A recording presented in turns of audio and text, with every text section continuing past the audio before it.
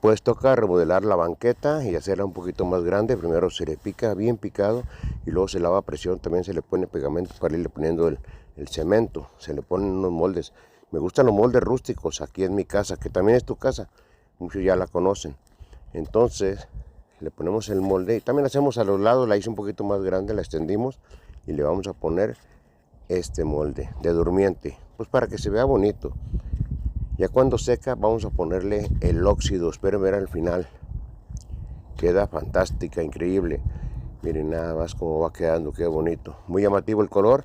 Bueno, hay que ponerle color negrito un poquito para rebajarle el color ese, miren.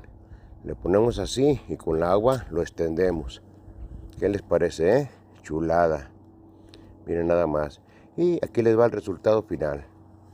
Me gustó a mí, me encantó. Después ya le pusimos zacate y así es como se ve. Quedó más grande, quedó más bonita y